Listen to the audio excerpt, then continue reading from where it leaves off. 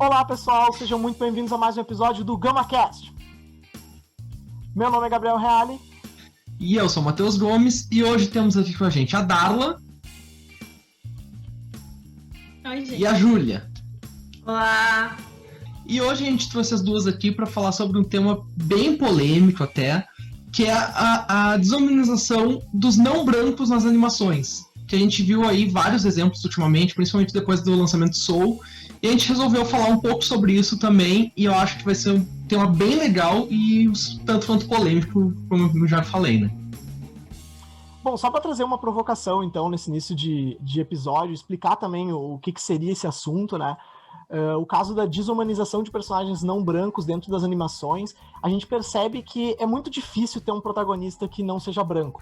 Dá para ver historicamente, assim, tem uma imagem até que eu posso colocar na descrição para quem quiser, que mostra todos os personagens protagonistas da Disney e como eles são ao longo dos anos, né? E a gente vê uma diferença bem gritante, assim, entre brancos e não brancos como protagonistas.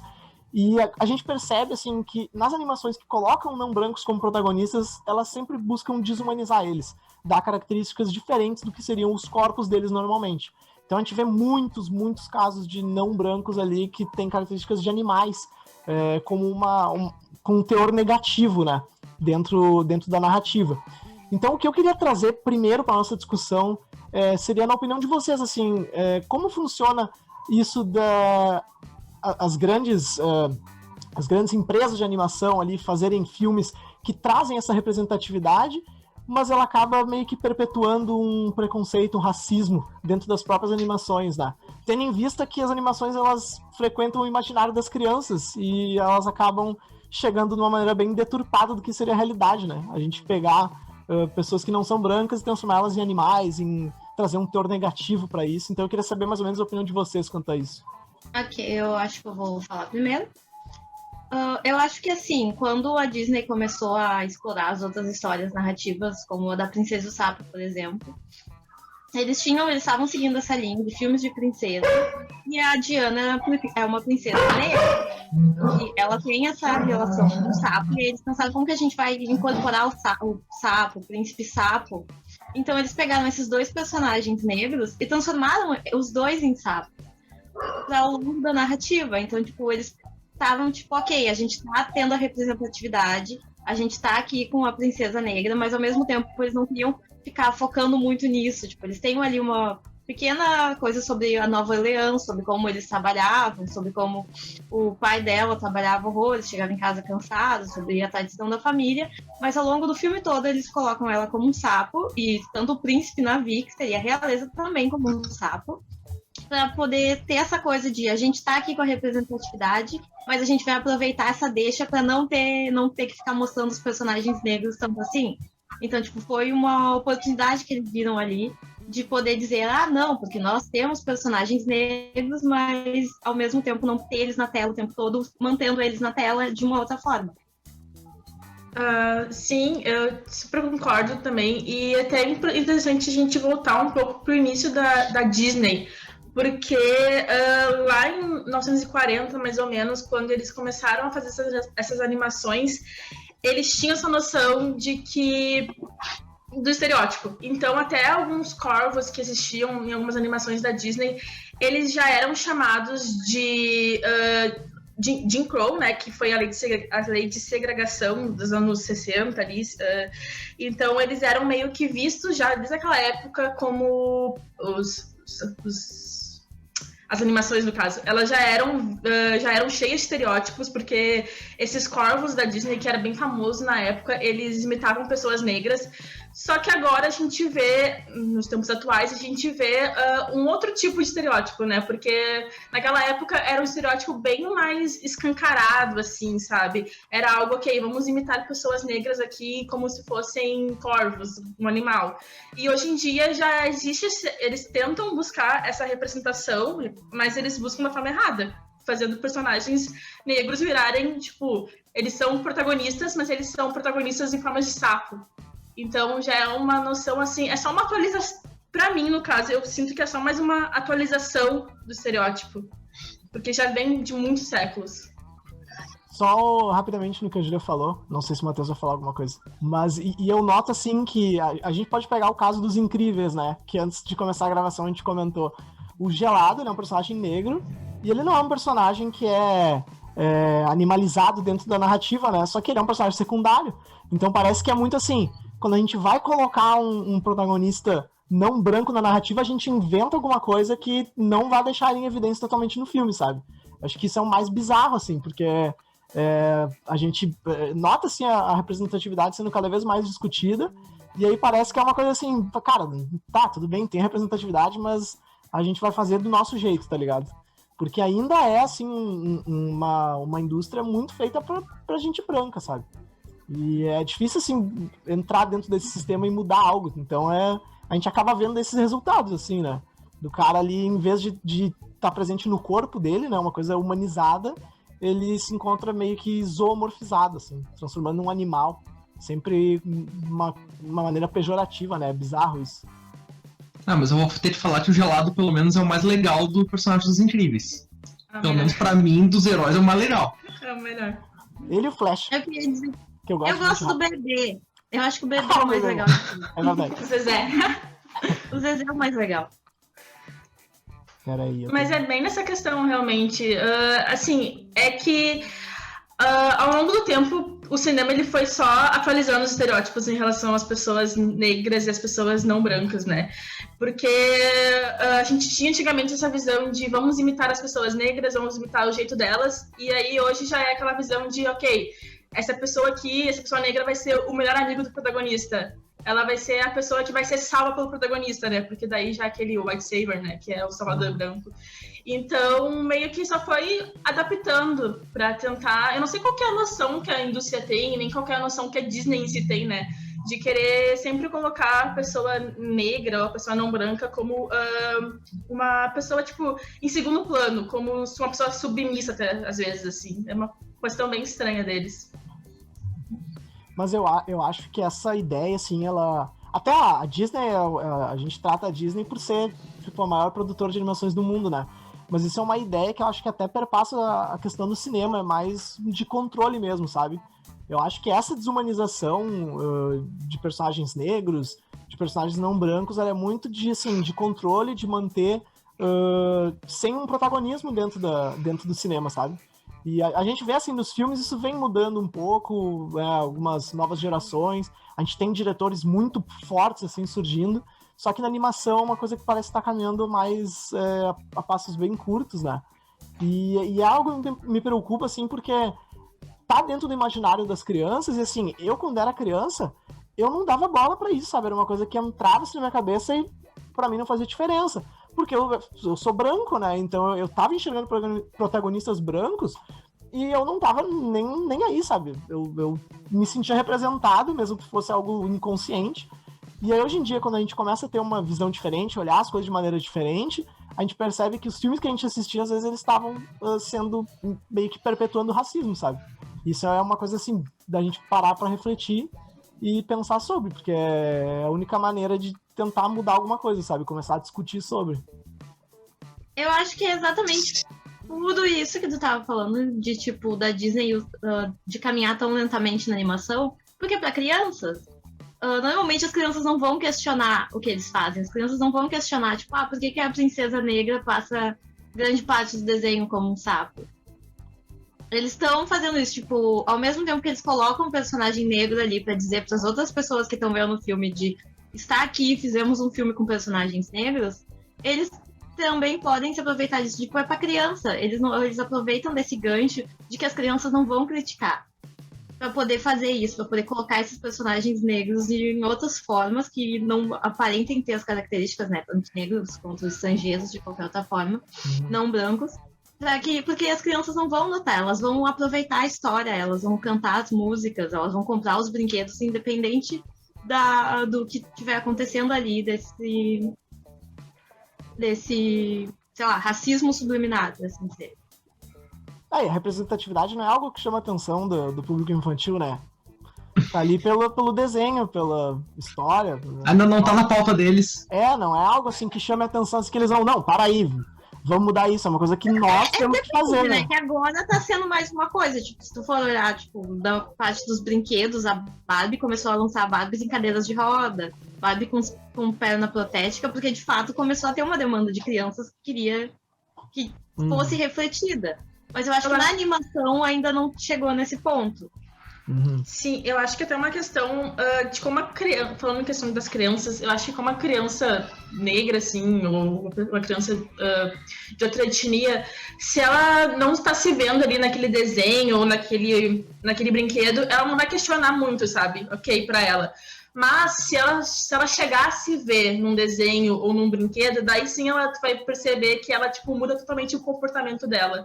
Porque daí ela já percebe que, tipo, ok, essa pessoa aqui é parecida comigo, sabe? Então, é um questionamento que, obviamente, não chega na cabeça delas no momento ali, se não tem a representatividade, mas se ter, ela vai se atentar mais, sabe?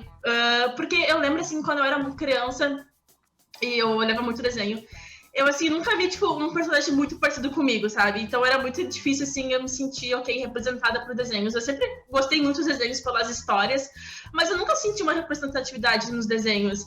E aí é isso que, tipo, hoje eu me questiono mais, né? Porque hoje eu já sei que tem desenhos que são para desenhos que têm representatividade. Então eu acho que depende muito, assim, do que aquele desenho quer falar, sabe? Se ele quer conversar com a criança ou não, sabe? Se ele quer falar com a criança que, ok, você pode se ver aqui ou não, sabe? Nesse ponto até eu vou pegar um exemplo bem da nossa geração, assim, principalmente pelo público masculino. E que a gente tinha muito desenho no SBT, TV Globinho, e muitos desenhos de super-heróis e tudo mais. E poucos desenhos dos quadrinhos, super-heróis e tudo mais, são de personagens não brancos. E eu acho muito engraçado que marcou um pouco assim, porque o Super Choque foi um desenho estrelado por um personagem negro, e que para a comunidade, assim, para os amigos negros e não brancos, eles se sentiram mais representados, eles se viram ali, tanto é que hoje muitos deles carregam o Super Choque como um ídolo de infância deles.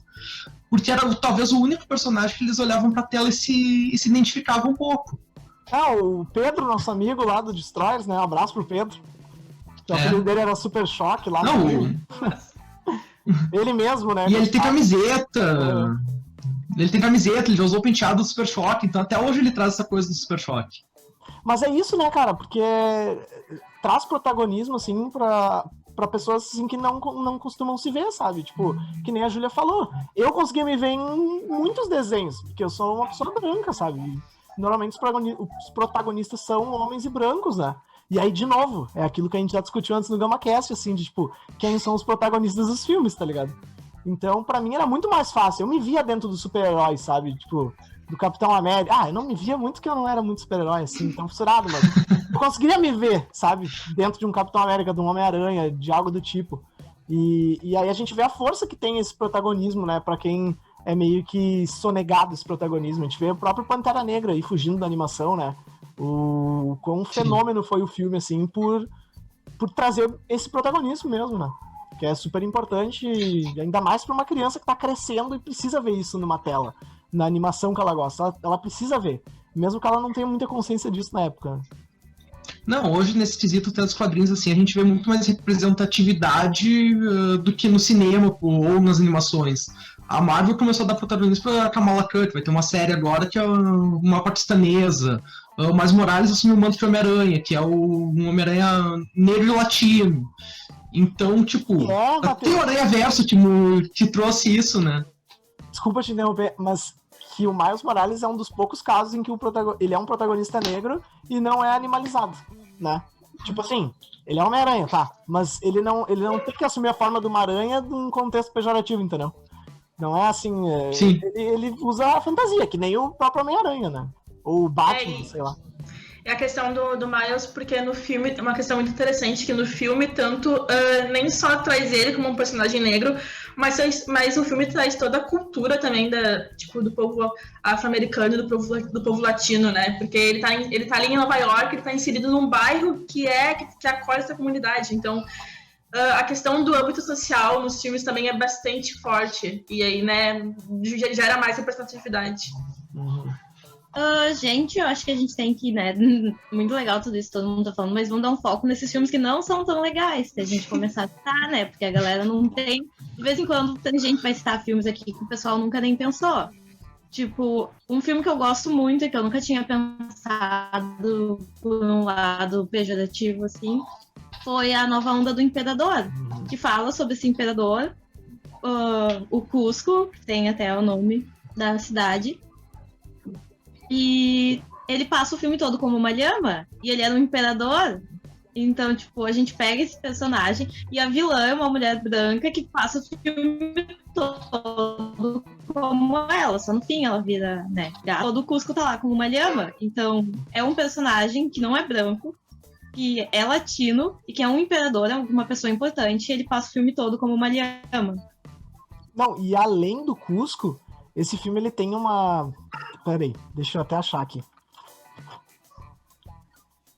Eu não vou achar, eu acho. Mas esse filme, ele tem uma outra coisa, assim, que as pessoas discutem numa relação meio de colonizador e colonizado, né? Porque, enfim, faz parte da temática do filme, num contexto, não sei. Mas que ele traz também aquele negócio do selvagem, do bom selvagem, né? Que acho que o amigo do Cusco, eu não lembro, faz muito tempo que eu vi, mas que ele é uma pessoa ali amigável, que é uma pessoa maleável, que acaba podendo ser submissa também. Eu não lembro o nome agora do personagem. Mas não é só no Cusco, né? Apesar de ser o principal, mas é também essa visão meio de colonizador que esse filme traz, que é bizarro, né? O Pátia? Eu acho que é. Que é o Fortão, aquele amigo dele, né? Pátia. Então, essa questão dos nativos, né? Porque a animação, a Nova Onda do Imperador, também tem outras agora, tipo... tem outras animações também que quando mostra nativos, tipo Caminho para Dourado, que apresenta, tipo, as pessoas nativas como pessoas pacíficas que aceitam que o homem branco vá lá e invada o lugar, ou que, sei lá, a modernização entre aspas, aconteça naquele lugar. Então, alguns filmes de animação trazem essas pessoas nativas como pessoas submissas e como pessoas que aceitam qualquer coisa em troca, tipo, aceitam qualquer coisa em troca daquela colonização do homem branco. E isso é muito pesado, na real, porque, olha, tipo, tira toda a legitimidade das pessoas nativas que já estavam naquele lugar antes de qualquer outra pessoa chegar lá, sabe?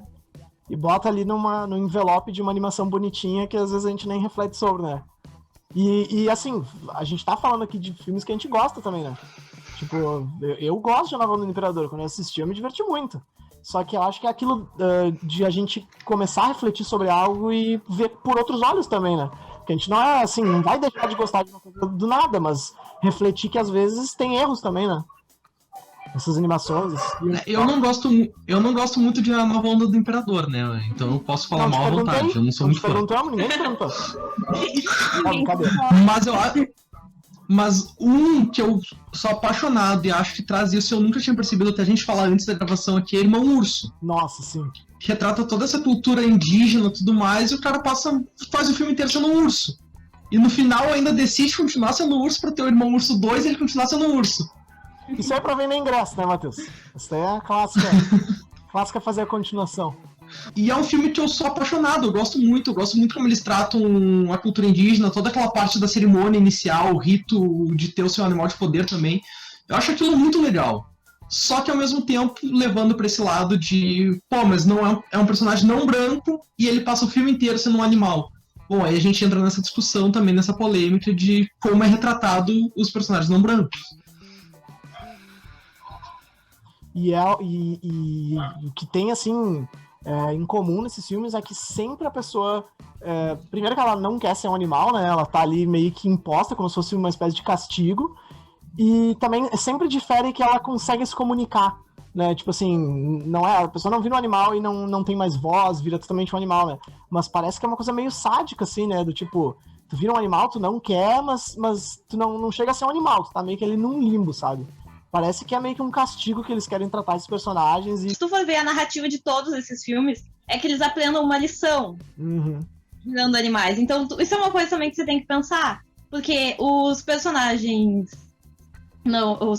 brancos, eles aprendem a lição deles, mas em nenhum momento eles têm que ser tirados de seus corpos pra passar por toda aquela aventura e aprender a lição no fim. Mas os personagens não brancos, eles sempre são tirados dos seus corpos. Eles nunca podem aprender a lição deles ali. Eles têm que ser desumanizados e colocados nessa situação dentro de um outro corpo que eles não queriam. E só assim, esse é o único jeito que eles podem de aprender a lição que eles têm que aprender no final do filme. Não, até ia usar o exemplo de Irmão Urso, pelo que o Reale vinha falando, assim, deles conseguirem continuar se comunicando.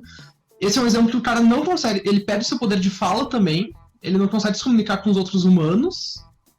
E ele tem essa lição toda, ele acaba aprendendo, ele escolhe continuar sendo urso.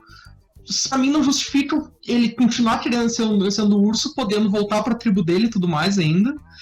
Mas nem sempre ele continua num lugar de uma comunicação com o seu próprio povo ainda. Ele é retirado do seu povo, ele perde comunicação total e vira um ninguém, sendo um animal ou sendo outro ser, para aprender uma lição, para poder voltar ao seu corpo normal. Essas animações assim, quando a gente pensa de forma mais racional. É Eu só verdade, queria falei fazer um merda. parênteses e dizer que faz sentido, sim, ele querer ficar sendo um urso, porque é uma coisa de correção, porque foi culpa dele que a mãe do bebê ursinho, né, que a mãe do Koda morreu, então agora ele é a família do Koda. Então, Isso é verdade, o nome dele era Koda. é uma responsabilidade, ele assume o papel de família do Koda, Mas e agora é o responsável por aquele... Ele podia continuar sendo a família dele sendo humano, pô. Mas aí é muito mais difícil. Ele tem que. Ele é um ursinho, ele é uma criança, ele fica andando pela floresta, ele tem a rotina dele. Ele teria que tirar o ursinho do habitat natural dele pra botar dentro da tribo. É muito mais fácil ele, que já tinha sido tirado da tribo, continuar com o urso. E ele vai crescer, ele vai matar o Kenai. Porque é isso que o urso faz quando cresce. Não tem amizade de homem-urso. Olha o Leonardo DiCaprio lá. Não tem isso daí. Ai. Ou ele fica urso, ou ele vai Tem embora. sim, tu já viu Mowgli? Tu já viu Mowgli? Mas é outra história. Tarzan também. É outra história. Aí é outra história. Não, mas aí Mowgli e Tarzan são dois exemplos que a gente pode levar pra humanos que estão no contexto dos animais vivendo fora da sociedade, né? O indiano e o Tarzan, que Pode também ser. não é branco. Mas não são animalizados. Assim. Não. Não, mas eles vivem com animais, eles viram personagens animais. Mas O Tarzan é então- um gorila. Mas então, Ele não é um animal, mas ele tem hábitos de gorila. O Tarzan é inglês, gente, ele é branco. mas vai perceber uma diferença, porque olha só, tipo, no Irmão Urso, o personagem ele é um personagem egocêntrico, né, o protagonista, e aí ele precisa virar um animal pra ele ter, tipo, pra ele aprender uma lição, né. E aí, até isso acontece também na Nova do Imperador, são personagens que são egocêntricos e personagens que não são brancos, e que pra eles aprenderem uma lição de que eles precisam ser, tipo, submissos e serem pessoas mais, sei lá, eles precisam virar animais, né? E aí já o Tarzan, que é um homem branco, tipo, ele não vira um animal, tá ligado? Ele só se comporta como um animal. Então, né, há essa coisa, assim, de tirar a pessoa não branca do corpo dela, assim, sabe? Tipo, da pele dela, sabe? Da pele escura, sabe? Isso é muito... Quando a gente começa a pensar nisso, gente, isso é muito problemático, sabe? Eu acho que tem uma diferença muito grande. E pelo que a Júlia e a Darla falaram, o ponto essencial, assim, que é a questão do corpo, tá ligado? Eu vejo o Tarzan e o Mowgli... Eu vejo o Mowgli até como uma exceção, assim. Mas essa questão da desumanização, eu acho que tá totalmente ligada com o corpo e meio que tu ser arrancado do teu corpo, das tuas feições, porque meio que não é algo que eles acreditam que deva ser mostrado como protagonismo, sabe? Eu acho que essa é a principal questão. E aí, talvez, daí a gente pode discutir, né? Se o Mowgli é uma exceção. O Tarzan, eu acho que não. Falar sobre Viva, a Vida é uma Festa, onde a gente tem o Miguel, e a gente pega o contexto de uma tradição muito importante no México, que é o Dia dos Mortos, que é uma celebração extremamente importante para eles. E eles usam isso para poder... Também é uma coisa dele aprender uma lição e tudo mais, né? Eles sempre são tirados do corpo num objetivo, né? Tem que aprender uma lição. Uhum. Mas eles pegam esse contexto dessa tradição e colocam ele no mundo dos mortos. E ele passa o tempo todo... Ele tá vivo, mas ele passa um grande tempo pintado como uma caveira, porque ele tem que se misturar com os outros mortos, e os personagens são mortos. Então, tipo, tem algumas referências, a Frida Kahlo aparece no filme, eles tentam botar a cultura ali, mas ao mesmo tempo o protagonista não pode ter as feições dele, no tom de pele dele, ele está ali como uma caveira o tempo todo, todos os protagonistas ao redor dele são caveiras. Então, eles te tiram do teu, tipo, ainda tem um pouquinho, né? Tipo, ok, estamos no México, estamos nessa festa, mas eles tiram ele do corpo dele, literalmente, ele vai para um outro plano, e tudo pra, tipo, desumanizar essa pessoa. Tipo, agora você é uma caveira, você vai viver aqui no meio das caveiras a sua aventura. Eu acho que pela cultura é um trabalho muito bem feito, sabe? De meio que trazer em evidência aquela questão da representatividade que a gente falou. Mas, de fato, é inegável perceber que o tempo de tela deles como seres humanos, mostrando essa cultura, e eles como, tipo, esqueletos, é muito discrepante, né? Na verdade, eu acho que tanto a Pixar quanto a Disney, eles têm essa facilidade, assim, de representar bem a cultura. Eles conseguem botar ali e mostrar a importância daquilo, conseguem contextualizar, só que daí na parte do protagonista eles acabam pecando em fazer isso, né? Até eu não lembro só se Coco ele passa o filme inteiro como esqueleto, ou ele vai virando esqueleto ao longo do tempo. Porque o protagonista mesmo, ele vai virando ao longo do tempo, né? Ele se maqueia. Ele se maqueia. Pra poder se misturar. E ao longo do tempo ele vai virando um esqueleto de verdade, pelo tempo que ele tá lá embaixo. Ou no outro plano. Tá, eu não lembrava disso só. E também tem até todas as pessoas ali no lugar, elas também são, tipo, pessoas que são esqueletos, né? Então, meio que acontece isso, porque ele precisa, tipo, como a Madela falou, ele precisa aprender uma lição, e daí ele é chamado de esqueleto, mas é bem tipo, complicado, porque existe um apagamento, né? Um apagamento, tipo, dele como uma pessoa latina, né, nesse caso.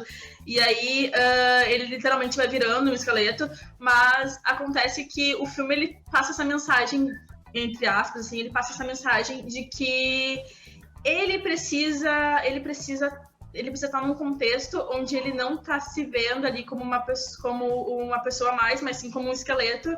E sei lá, eu acho que é muito complicado para falar, porque eu adoro Viva, na verdade, é um dos meus filmes favoritos, assim, porque é muito maravilhoso. Mas a animação, assim, a Disney, ela peca muito nessa questão, assim, porque ela parece que ela não quer mostrar as pessoas que não são brancas, sabe? Isso é muito bizarro. Eu só quero fazer um parênteses rapidinho aqui do porquê que a gente tá falando tanto de Disney e Pixar. É porque eu acho que são as duas grandes potências e que são realmente tem histórias de personagens não brancos e não brancos ou nos Estados Unidos, assim, a principal estúdio de animação, então a gente se baseia muito neles como o imaginário da criança e tudo mais, porque dificilmente a gente tem muitas outras animações como a DreamWorks e tudo mais falando de representatividade. Só por isso a gente tá usando mais exemplos da Disney e Pixar do que outras animações, né? Não, e outra coisa, por exemplo, a gente não iria trazer o Estúdio Ghibli porque meio que ele não aborda nossa vida ocidental aqui, sabe? Tipo, o Estúdio Ghibli, ele aborda um outro modelo de vida, são animações completamente diferentes, né? A gente tá falando do que ele já entra no nosso cotidiano aqui. Ele já entra nessa parte de ser não branco por ser asiático, né? Então, por isso a gente já descartou animações do outro lado do mundo, assim, a gente tá focando mais do nosso lado aqui. Tem a DreamWorks, eu acho, só que eu acho que eles não fazem muito esse tipo de coisa, assim, com os personagens deles, eu acho que eles vão por outra vertente, assim, mas a Disney é uma das principais, né, e acontece essa coisa das pessoas, elas não querem criticar a Disney, né, então, tipo, as pessoas, elas ficam, tipo, ok, vamos criticar a Disney, mas tem que criticar, tá ligado? Não, a gente. É que a Júlia não participou do episódio, não foi ao ar ainda também pra ela ver. Que já teve uma discussão aqui de criticar a Disney e um integrante não gostar muito de criticar a Disney, entendeu? Não, é que ele tava criticando a Disney por ser capitalista. Eu fiquei, tipo, é uma empresa. Finalmente é uma empresa bilionária. É óbvio que eles são capitalistas, vamos acordar. Mas a questão é que outro lado, né, a discussão naquele episódio. Sim. Mas a questão é que a Disney em si, assim... Eu adoro a Disney, gente, pelo amor de Deus, cresci assistindo, mas vamos lá. A Disney, tipo, ela meio que ela rouba a cultura alheia, né? Porque, vamos ser sinceros, os Estados Unidos, os estadunidenses, eles não têm uma cultura própria. Então eles roubam as culturas das outras pessoas para falar nos seus filmes. Então a Disney, ela faz muito isso, tá ligado? Então ela pega, sei lá... até personagens que não são... que aparecem o filme todo, tipo Mulan, recentemente, que teve até uma adaptação. Eles pegam um personagem que não é da cultura deles e eles acham que tem esse direito de falar sobre esses personagens. Mas eles acabam fazendo merda. Não, só pra corroborar com o que tu falou, pra quem já viu a série American Gods, não tem um deus norte-americano naquela série. É o cara lá da Irlanda, é o Zeus lá, sei lá, não sei o que é. Não tem um deus norte-americano. Só pra complementar, quem lê o livro tem esse entendimento muito claro, assim, de que os deuses americanos mesmos vieram de fora dos Estados Unidos, né? Foram outras culturas que levaram os deuses, e tanto é que eles não sobrevivem nos Estados Unidos porque os deuses estão morrendo porque ninguém cultua os deuses. Então, os deuses deles são a tecnologia. Então, os americanos só pensam nisso, né? Capitalismo total, tecnologia, e não tem sua criança própria. A televisão, né? Mas, gente, eu acho que, assim, quando a Disney faz essas animações com culturas de outros lugares, com a cultura asiática, com a cultura mexicana, porque eles querem atrair esse público, eles querem pegar a atenção das crianças mexicanas e atrair para eles, porque eles já têm a atenção das crianças americanas. E eles precisam de mais dinheiro, eles precisam de mais público, então a gente vai para outros lugares do mundo. Mais gente no parque. Eles precisam vender McLanche Feliz. Porra. Não, mas é extremamente mercadológico e a própria questão do protagonismo que a gente tá discutindo também, tá ligado? Porque eu acho que todo mundo vê a Disney como esse lugar mágico, porque é isso que a Disney passa pra todo mundo. De que ela é esse lugar mágico, onde os sonhos viram realidade, mas vocês não pensam que tudo que a Disney faz é extremamente calculado, focado no mercado, em lucro, em capital de giro. Então, tipo, vocês têm que pensar que a Disney... Na verdade, isso a gente pensa, a gente só tá criticando o fato deles pensarem nisso e não darem o protagonismo pras pessoas dos lugares. Ou darem o protagonismo e botarem eles como outro ser. Sim, é isso que, tipo, eles estão tentando fazer isso, mas eles estão fazendo do jeito errado. Mas eles pensaram, a gente tem que atingir esse público e a gente vai fazer isso. Mas eles estão fazendo do jeito errado, mas eles estão fazendo. Porque é aquilo, estão mirando nas crianças e as crianças não criticam, as crianças só aceitam. Aí não dá pra também a gente ficar, tipo, sei lá, cobrando uma coisa da Disney, sendo que a gente tem que ter a noção de que eles são pessoas brancas. Então, tipo, todas as pessoas por trás desse processo são pessoas brancas. Então, elas vão pensar necessariamente como pessoas brancas e como essas pessoas veem as outras etnias, né? E aí acontece essa coisa, tipo, acontece esses filmes meio que são... Acontece esses filmes bizarros, né? Mas a Dala tem razão, eles são capitalistas e é isso, tá ligado? Eu não me importaria deles serem capitalistas se eles fizessem certo. É que eu acho que assim, Júlia, outra coisa que eu também tava falando pros meninos, né, na nossa última conversa em outro GramaCast, foi que a Disney, ela começou, né, a gente pensa, tipo, quem controla as grandes empresas? Pessoas brancas ricas. Mas a Disney, ela tá tendo uma mudança interna, que eu falei pra eles que agora tem muitas mulheres trabalhando na Disney, por isso que a Disney tá tendo um movimento um pouco mais feminista. E tem pessoas negras, tem pessoas latinas dentro da Disney, e eu não duvido que um pouco dessa ideia deles de vamos explorar outras culturas parta desse pessoal que tá fazendo essa mudança de dentro para fora, mas ao mesmo tempo é uma mudança gradual. Então eles escutam quando o pessoal pega e fala, ok, talvez a gente possa explorar novas culturas. Então ok, vamos pegar uma cultura do México, vamos pegar o Dia dos Mortos e fazer uma animação sobre isso. Mas aí eles pegam e destroem essa ideia, colocando o personagem, desumanizando o personagem no filme todo. Então eles até nesse ponto as sugestões, mas eles fazem do jeito que for mais... que funcionar melhor para ele.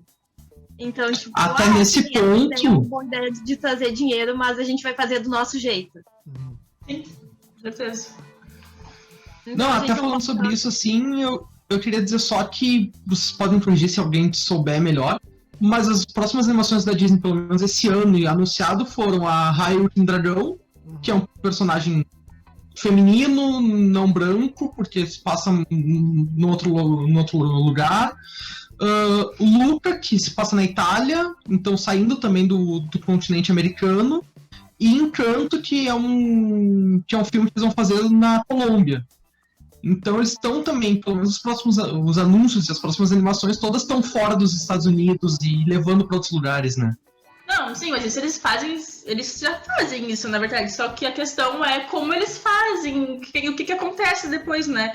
Porque desde sempre eles trazem outras culturas e outras coisas assim pra falar, mas acontece que às vezes não é o que a gente quer realmente ver, né? Porque é o que a gente quer ver como animação bonitinha, mas não é o que tá o que tá por trás de verdade, sabe? E eu levo muito em questão, assim, alguns filmes antigos que eles já faziam isso, que eles já buscavam outras culturas. Tipo, até saindo um pouco, assim, da questão da desumanização, até filmes como Hércules, por exemplo, que, tipo, é um baita filme maravilhoso, lindo, só que aí, tipo, tem uma visão muito diferente da questão, tipo, da mulher, sabe? E aí eles fazem isso com vários filmes também, sabe? Corcunda de Notre Dame também tem isso, assim, de ver a mulher como uma coisa, uma subjeção, sabe? E aí acontece que, ok, eles vão trazendo coisas diferentes, eles estão trazendo, mas não é necessariamente o que eu quero ver às vezes, sabe? Às vezes eu fico, tipo, me perguntando, poxa, ok, isso aqui eu sei que vai trazer uma cultura diferente, mas eu quero ver a representatividade mesmo, sabe? Uhum. Eu usei esse exemplo só pra dizer assim que é pra meio ficar de olho também nesses próximos lançamentos. O Luca, pelo trailer, a gente já viu que eles vão fazer uma coisa parecida porque vão ser seres aquáticos que são humanos. Raya já saiu, mas eu não vi ainda, então eu não posso dizer. E eu tô curioso pra ver esse da Colômbia, porque eles vão usar de novo personagens da América do Sul aqui. Eu não sei se eles vão fazer essa desumanização também ou não. Então é meio pra ficar de olho se eles vão continuar com isso ou se eles vão mudar daqui pra frente. Eu queria comentar com a Júlia que eu acho que o Corcunda de Notre Dame não é, tipo, o melhor exemplo, porque todo mundo sabe que a Esmeralda é um ícone, né? A Esmeralda, nos poucos minutos dela, ela é essa personagem icônica, ela é essa personagem que é revolucionária, ela tá contra o que eles estão fazendo com o Corcunda, ela tá ali totalmente empoderada, mostrando a cultura dela, sendo extremamente feminina, e também sendo muito clara sobre o que ela sente, sobre as convicções dela, sobre os pensamentos dela. Sim. E ela não tem ela não tem 100% de destaque no filme, até porque o filme não é sobre ela. Mas eu acho que ela é um ótimo exemplo, um dos poucos exemplos. Ela, assim como essas pequenas representações, ela também é uma coisa secundária, é um personagem secundário.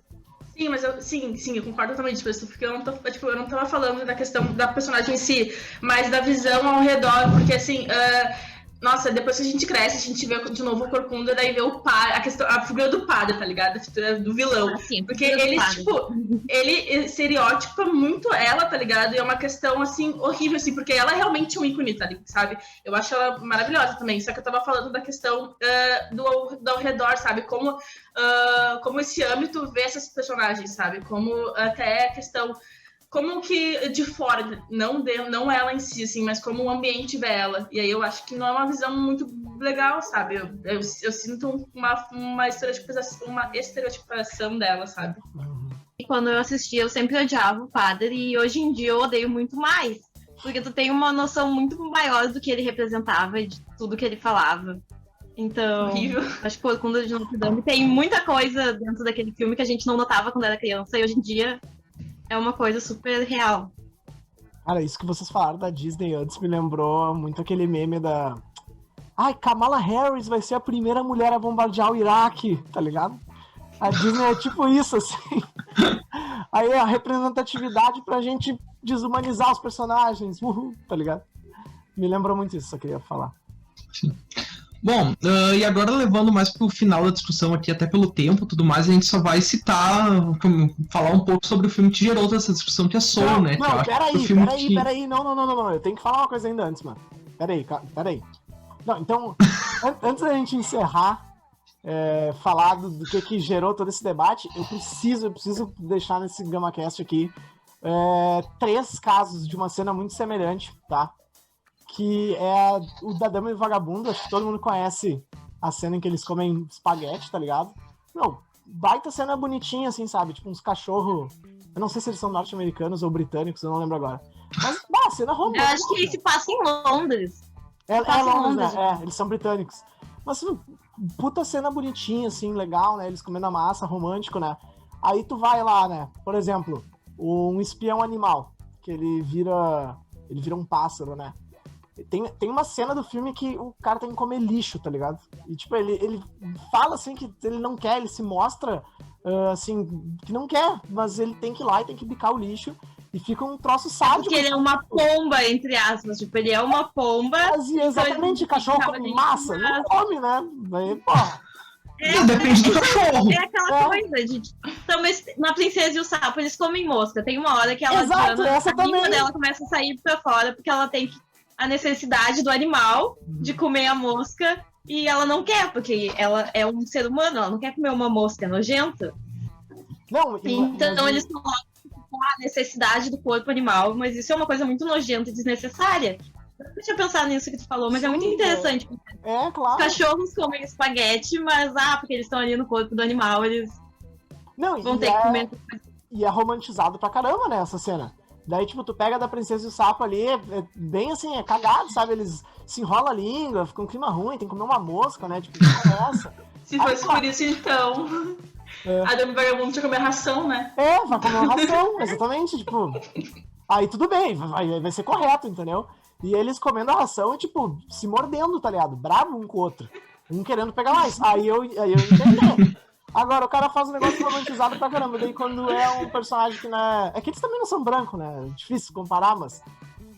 enfim, nessas outras animações, é meio sádico até, sabe? Bizarro, assim. Eu achei tosco. Eu queria trazer isso antes da gente encerrar, Matheus. Desculpa.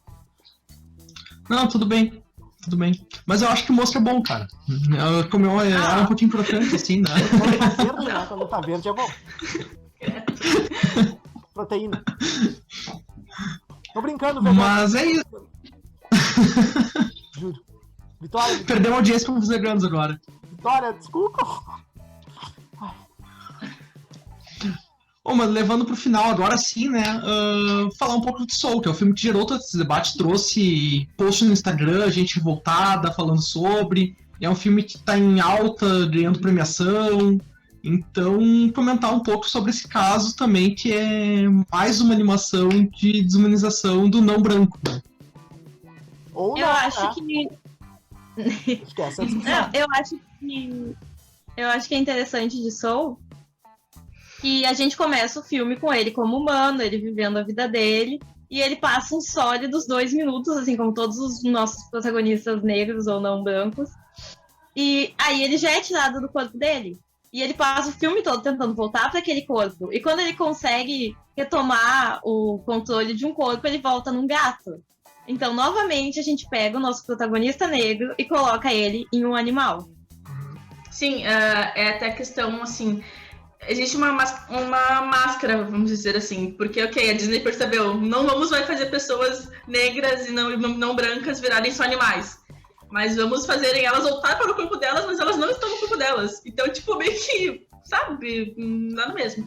Mas, assim, eu acho que até um pouco que Soul, assim, os Souls, ele tem uma mera noção de que isso é errado de fazer, isso foi errado de ser feito, mas não adianta em quase nada, tá ligado? E ainda assim eu adoro o filme, porque o filme é maravilhoso, é incrível. Mas não muda muita coisa, assim, sabe? Não, o filme é muito bom, só que ao mesmo tempo que ele morre, vai pra além, vira uma alma, volta, vira um gato, aí ele consegue voltar a ser o humano, e aí desculpa os spoilers, né? Mas ele vai lá pra tentar resgatar a alma e vira uma alma de novo. Então, mesmo quando ele consegue voltar, ele volta pra ser uma alma e perde mais tempo do filme ainda sendo uma alma e não um personagem negro. E o melhor é que a 22, né, a alma, ela é dublada, a voz dela, no caso, é a Latina Faye, que é uma mulher branca, né? E aí, tipo, ela volta num corpo negro, né? Então é muito, assim, muito engraçado, é tipo uma contradição totalmente, sabe? Quando eu vi o trailer, assim, e pelo que as pessoas estavam comentando, eu imaginava que ia ser, tipo, ele 10 minutos de filme, que realmente, literalmente, 10 minutos de filme ele vira uma alma, né? Não, são 8. Eu contei, são 8. Não, eu tava vendo hoje, deu 10. Pode ser, não sei. E aí, tipo, Tira os créditos da Pixar ali. Pode ser. Mas, e aí eu achei que ia ser, tipo, o filme inteiro, bem aquela jornada, assim, de, tipo, um personagem, né, descobrindo um mundo, fazendo uma super missão e tudo mais. E eu acho que o filme, ele subverte um pouco isso, né? Assim, não é bem o que eu esperava, ele volta pro corpo e volta a aparecer aquele personagem e tal. E eu vi, depois de que foi lançado o filme, muita gente da comunidade negra comentando que não achou ele desumanizado. Então eu tava até vindo aqui pra discussão, querendo saber a opinião de vocês, e eu percebi que vocês acharam desumanizado, porque eu não sei o que pensar, tá ligado? Eu vi gente falando que sim, vi gente falando que não, porque ao mesmo tempo, tem a parte que ele entra no corpo do gato e tudo mais, mas eu acho, eu não sei qual é a minha opinião sobre. Então, eu sinto que é mais ou menos assim, por um lado sim, por um lado não. Mas, como eu falei já antes, assim, uma coisa que eu levo muito em consideração é o âmbito social do filme, sabe? O que o filme quer passar em questão, aonde ele está sendo ambientado e o que ele está mostrando em questão tipo de ambiente mesmo. E aí eu sinto que o Souls, ele mostra muito esse ambiente das pessoas afro-americanas, assim, em Nova York, né? Então, ele traz muito essa questão, assim, dessa representatividade lá nesse lugar onde tem pessoas negras e onde elas estão com a comunidade delas. E aí eu acho que até porque as pessoas negras, elas não veem tanto essa desumanização em Souls por conta disso, assim, porque o ambiente fala muito, e o ambiente às vezes ele fala mais até que o Joe, sabe? É o Joe, acho que é o nome dele, né? Fala até muito mais que ele, sabe? Às vezes o ambiente, ele consegue ganhar vida, né? E ele fala até, assim, a cena da barbearia. É uma cena, tipo, maravilhosa, assim, sabe? É uma cena que ela mostra muita coisa, mas de um jeito muito sutil e de um jeito, assim, que só quem sabe vai entender, né? E aí acontece de que, ok, ele tem uma desumanização, assim, mas não é tão forte, sabe? Pelo menos é o que eu acho, assim. Daí o pessoal aí, o que o pessoal acha também? Eu acho que o que eles fizeram em Soul foi simplesmente fazer o que os americanos sempre fazem quando eles são criticados por racismo ou coisas do tipo. Eles invertem. É exatamente o mesmo filme que eles fariam com pessoas brancas, mas eles invertem. O que a gente vê em filmes de gente branca? A gente vê todo mundo branco ao seu redor, seus amigos brancos, seus familiares brancos, as pessoas brancas com que convivem com ele, e uma pessoa negra em segundo plano, como a gente teve o exemplo dos Incríveis, um personagem secundário. Então, o que a gente tem? A gente tem o Joe, no Brooklyn, que é um bairro de Nova York, né, normalmente conhecido por ter gente negra, no ambiente negro dele, com a mãe negra dele, com os amigos negros dele, com o clube de jazz, que é uma coisa extremamente conhecida por ter negros extremamente talentosos no ramo. E aí a gente coloca um personagem branco em segundo plano, que é aquele amigo dele, eu não lembro, o Bicho Grilo. O Bicho Grilo, sim. Literalmente eles invertem a coisa. Ok, o problema é que não tem gente negra, é a mesma coisa, só que a gente vai colocar, a gente inverteu aqui a polaridade. É só isso. É sempre a mesma coisa, não é tipo, se o problema é gente negra, vamos colocar todo mundo negro e uma pessoa branca pra dizer que o filme todo não é só com gente negra. Então, tipo, é exatamente a mesma coisa, eles simplesmente invertem e a gente compra. A gente compra a ideia, porque, agora tem gente negra. Mas é o mesmo filme que eles fariam antes, eles simplesmente invertem. Eu pra acho que poder dar a sensação de representatividade. E eu acho que isso diz muito sobre eles. Porque, tipo, vimos suas críticas, fizemos alterações, mas o ponto de vista deles nunca vai mudar. Eu acho que eu não concordo para esse caso, assim, específico. Eu acho que eu concordo contigo, realmente isso existe nas animações, e nem só animações, filmes, né, até outros tipos. Eu acho que, tipo, qualquer lugar, se tu for ver, claro. Normalmente é uma fórmula que eles usam pra tudo, séries, filmes. Mas eu acho que no caso do Soul eu não concordo, assim, porque é bem o que a Júlia falou ali do contexto social, eu acho que ele já é pensado para aquilo, sabe? Não é como do tipo, estamos recebendo críticas, temos que fazer e aí faz uma coisa genérica. Eu acho que é até uma homenagem, assim, pra cultura do jazz, assim, sabe? Eu acho que é um pouco diferente. Eu acho que, tipo, ele tem uma coisa, ele passa uma coisa boa. Eu nunca digo, é legal de se ver. Mas você tem uma noção de que não é a primeira vez que eles fazem isso? Olha só, agora você, meu Deus. Mas se vocês prestem atenção em Pantera Negra, a gente tem toda aquela representatividade, todo aquele poder que todo mundo gostou. Eu gostei muito, acho Pantera Negra incrível. E aí temos aquele cara branco da Força Aérea que ajuda eles ali na batalha. O que é o mesmo filme. A gente só investe o que a gente não... Eu não lembro o nome do personagem. Não, o Martin Freeman. Tá. Martin Freeman. Eles fazem isso, gente. Notem, é isso. Eles pegam essa coisa de, ok, precisamos inverter a polaridade. Mas eu nunca, tipo, eu gosto, é legal, tipo, Pantera Negra é um filme incrível, traz muita representatividade, traz um poder incrível, eu gosto muito. Gostei de Soul, acho que tem uma vibe leve, é muito legal, fala sobre como apreciar a vida, eu acho que é linda a fotografia, a trilha sonora é bonita, tudo foi muito bem pensado, mas eu ainda acho que eles não chegaram ao ponto de acertar ali, de tipo, vamos fazer porque a gente gosta, vamos trazer essa coisa. É uma coisa de, tipo, a gente vai pegar a fórmula que a gente tem e a gente vai manter isso, só que do jeito que o pessoal quer ver. Eles não saem do que é pra... Eu vou voltar à pergunta inicial do Reale, assim, que pra mim a problemática do Soul, na verdade, o principal é botar a 22, que é uma voz feminina de uma mulher branca, no corpo de um cara negro. A cena da barbearia que a Júlia falou, eu acho muito boa, eu acho que representa muita coisa ali. Só que pra mim a problemática dessa cena ainda tá em partes da cena ser a voz da Tina Fey falando. Pelo menos pra mim me pega um pouco assim. Tudo bem, a comunidade negra não achou tanto isso, mas pra mim essa cena, assim, ela simboliza muito do que é o filme como um todo. De mesmo naquele contexto pegar a voz de uma mulher branca e botar ali. Eu acho que essa é a problemática do filme, não que seja algo genérico que nem a Tara tá falando de ser uma história invertida, na verdade. Eu acho que ela vai um pouquinho mais além do que só esse simples fato de achar que tá invertendo o filme de gente branca por gente negra, entendeu? Sim, eu concordo. Pode falar. Não, eu ia só fazer um comentário aleatório. Não, eu ia falar que eu concordo total, assim, com o que vocês apresentaram.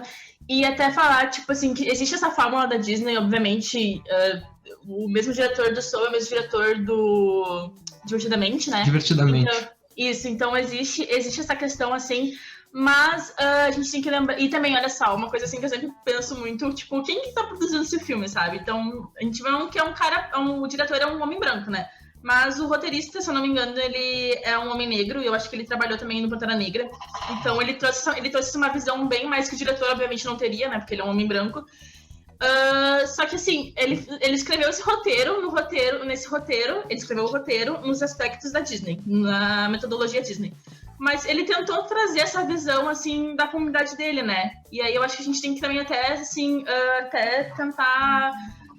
ver isso assim como um caminho, né? Como o pessoal já falou que é um caminho que ele tá traçando, assim, obviamente não deve ser o ideal e provavelmente não vai ser o ideal, mas é uma coisa assim que que as pessoas negras na indústria elas estão buscando, né? Às vezes acontece de uma forma que não é a melhor forma, mas pelo menos tá acontecendo, talvez. E também eu acho horrível a Tina Fey falando, sério. Eu adoro a Tina Fey, ela é maravilhosa, mas, tipo, ela falando no filme eu fico muito desconfortável. Ela até solta piadinha, né, de que, eu escolhi essa voz de uma mulher branca, tá ligado, de meia idade, mas eu acho que fica bem desconfortável, na verdade, eu não acho que combina, não. Não precisava. Eu concordo muito com o que a Júlia tinha dito, porque é aquilo que eu te falei, de que a Disney tá mudando de dentro pra fora. As pessoas negras, não brancas, mulheres que trabalham na Disney estão tentando mudar essa fórmula um pouquinho que eles podem. Tentando fazer eles chegarem no que seria o ideal, que até agora a gente não conseguiu, mas eles estão tentando mudar de pouquinho em pouquinho. E isso é bom de se ver.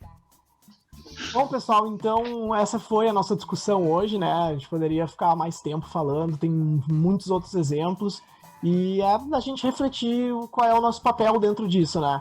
É o que eu falei no início, não necessariamente a gente tem que parar de gostar do filme, achar um lixo e tudo mais, mas eu acho que o mais importante é a gente visualizar alguns erros e algumas coisas erradas que possam estar dentro desses filmes e refletir sobre, sabe? Tentar debater e pensar em outras formas. Como a gente falou também, de mudar um pouco as pessoas que fazem os filmes, mudar um pouco o público para quem a gente está fazendo esses filmes, e eu acho que é um caminho, né? Não é o ideal, mas a gente poderia ficar muito tempo debatendo sobre, né?